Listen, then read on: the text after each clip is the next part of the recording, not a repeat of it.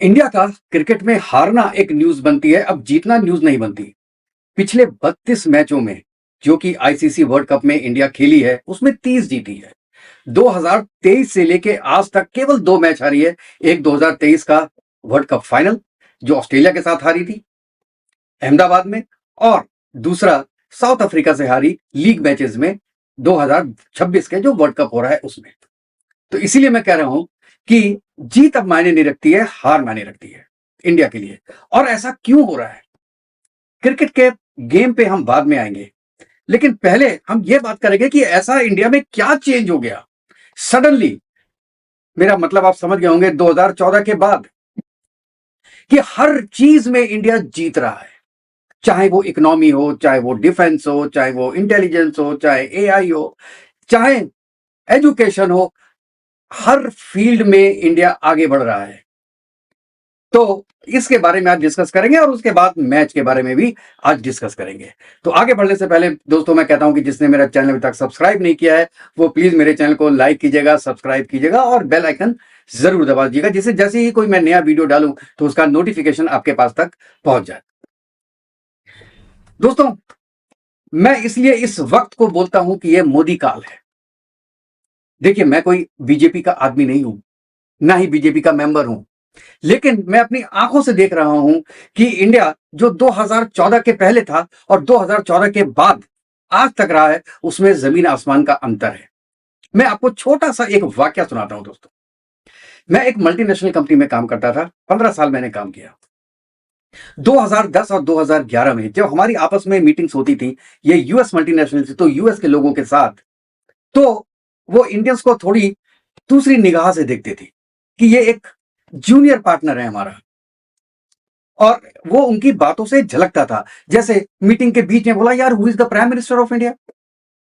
ये क्वेश्चन आपको बुरा लग सकता है, जो इंडियंस हैं उनको वहां पे मीटिंग्स में बैठ के बुरा लगता था कि यार इनको तो पता ही नहीं है कुछ इंडिया के बारे में, और वो इंडिया और पाकिस्तान को एक उसमें तोलते थे, एक तराजू में तोलते थे, इंडिया एंड पाकिस्तान।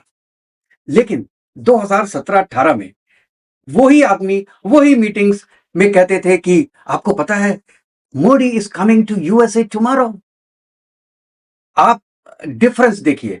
और हम लोगों की जो इंडियंस है उस कंपनी में, उनकी वैल्यू अंग्रेजों की निगाह में बढ़ती थी और वो हमको साफ दिखाई देती थी। ये मैं आपको बहुत एक्सप्लेन करके भी बता सकता था कि ऐसे कौन कौन से इंसिडेंट थे, लेकिन this is not the topic right now.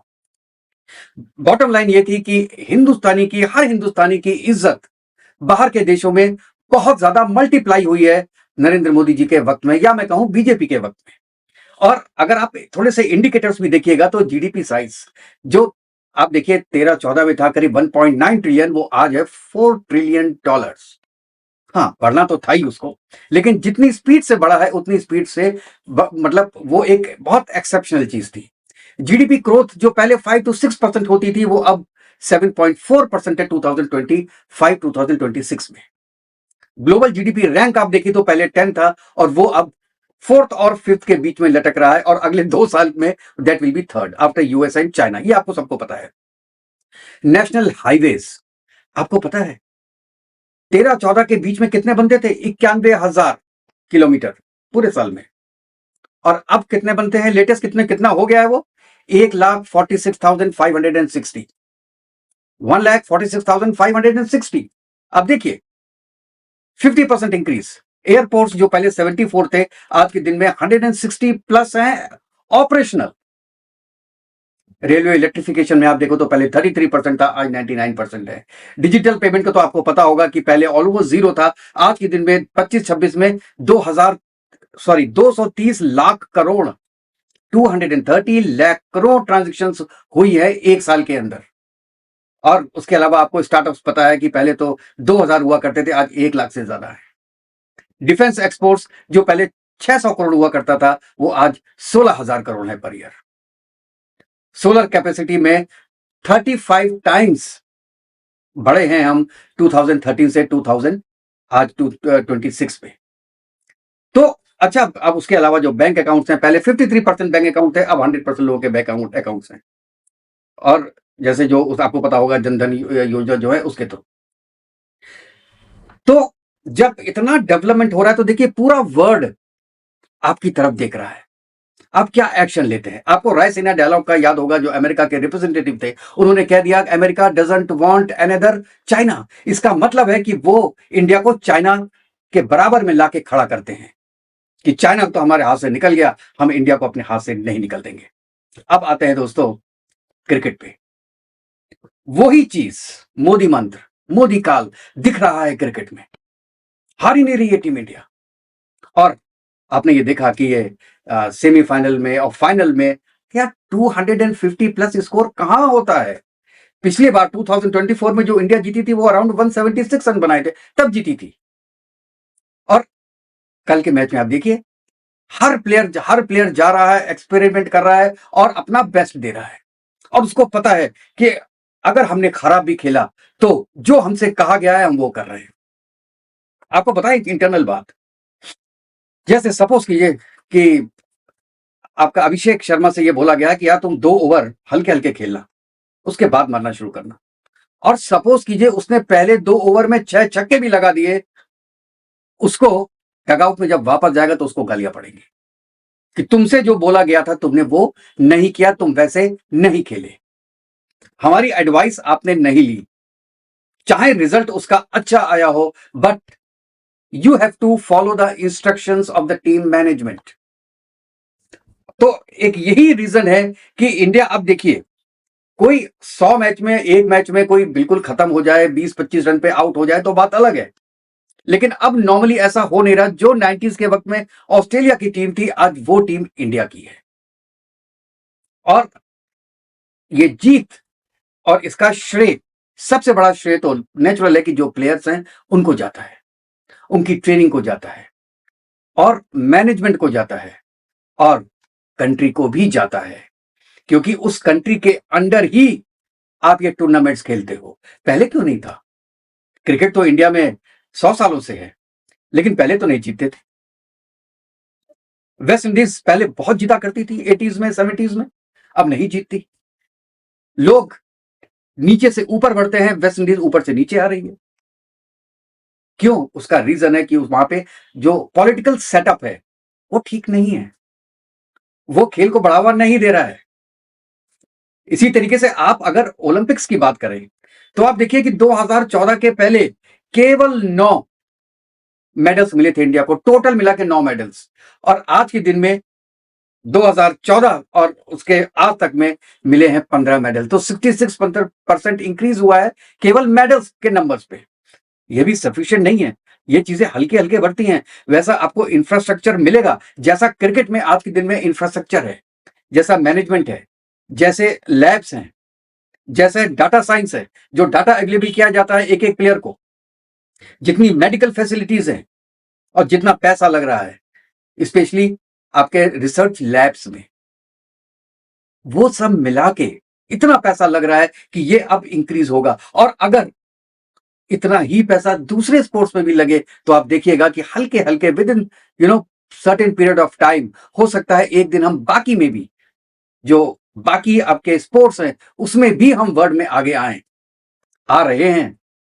और आप देखिए कि जितनी भी हीट्स होती हैं ओलंपिक्स में, उसमें टॉप 10 में इंडिया के प्लेयर्स अब आ गए हैं।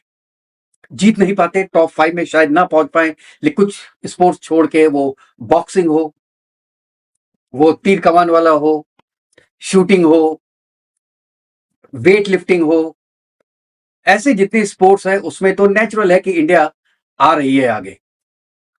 लेकिन हां, जिन स्पोर्ट्स में बहुत ज्यादा मेडल्स होते हैं, जैसे एथलेटिक्स, स्विमिंग, ऐसे स्पोर्ट्स में अगर पैसे लगाए जाएं तो इंडिया का जो मेडल टैली है वो मल्टीफोल्ड हो सकता है अगले कुछ सालों में।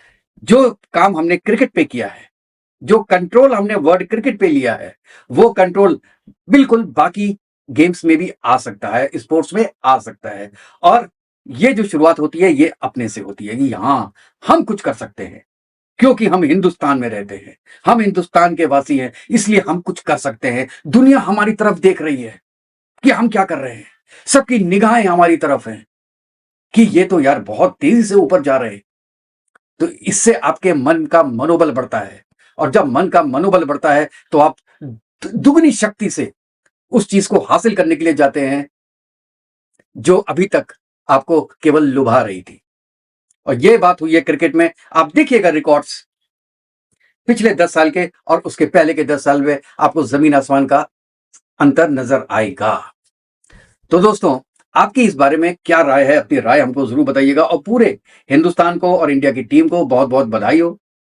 गौतम गंभीर को, जिनके बारे में बहुत बोला गया और शायद सही भी था, वो एक बिल्कुल नई टीम के साथ इस बार आए और 2024 के जो मेन प्लेयर्स थे, ये आपके रोहित शर्मा और कोहली, उन दोनों को रिटायर करवाया या उन्होंने खुद लिया।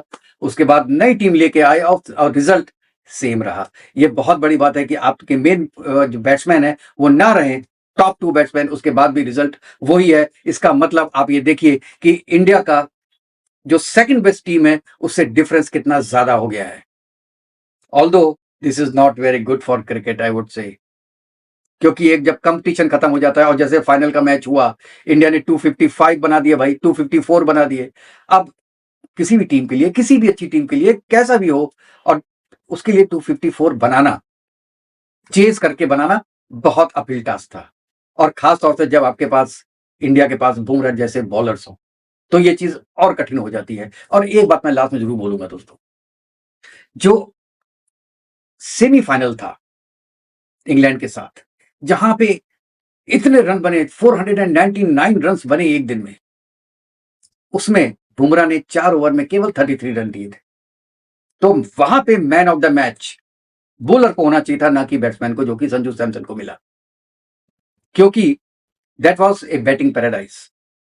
उसमें बॉलर तो हर जगह मार खा रहे थे। तो इसलिए मैं कहता हूं कि उसमें बुमराह ने बहुत अच्छी बॉलिंग की थी, उनको मिलना चाहिए था। और फाइनल में संजू सैमसन को मिलना चाहिए था, जो कि बुमराह को मिला।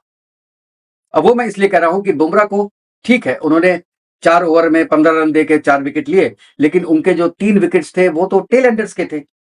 उस समय तक तो इंडिया जीत चुकी थी। हाँ, जो पहला विकेट लिया उन्होंने वो अच्छा था। उसके बाद, लेकिन उसके बाद के तीनों विकेट जो थे वो टेल एंडर्स के थे। और ऐसे वक्त में पहले बैटिंग करते हुए संजू सैमसन ने जो 89 रन बनाए, उन्होंने नींव रख दी पूरे फाइनल की।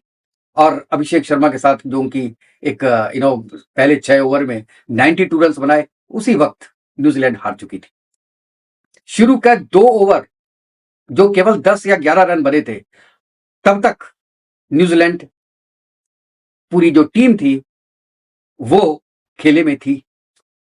उसके बाद 2 ओवर के बाद खेल से बाहर हो गए, दे वर आउट, दे वर हेवे आफ्टर 2 ओवर्स। और उसके बाद वापसी नहीं हो पाई न्यूजीलैंड टीम की। और उसका जो श्रेय जाता था वो जाता था संजू सैमसन को, जो 89 रन की उन्होंने बहुत अच्छी पारी खेली। बाकी लोग आए, उन्होंने 50 बनाया, अभिषेक ने बनाया, ईशान किशन ने बनाया, बिल्कुल सही है।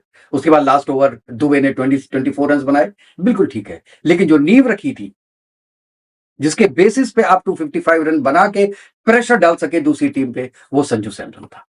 तो संजू सैमसन को इस बार मैन ऑफ द मैच मिलना चाहिए था, and obviously man of the series तो मिलना चाहिए था इसको, या बुमराह को, या दोनों को कंबाइंड देना चाहिए था। क्योंकि आपको जो मैचेस जिताए हैं में, उसमें संजू सैमसन और बुमराह दोनों का बराबर हाथ था। तो इसमें 2 मैन ऑफ द मैच होने चाहिए थे, एक ही होना चाहिए था। आपकी क्या राय दोस्तों? अपने राय जरूर दीजिएगा। तो नेक्स्ट वीडियो में मिलते हैं, तब तक के लिए जय हिंद, जय भारत, वंदे मातरम। खुश रहिएगा, स्वस्थ रहिएगा।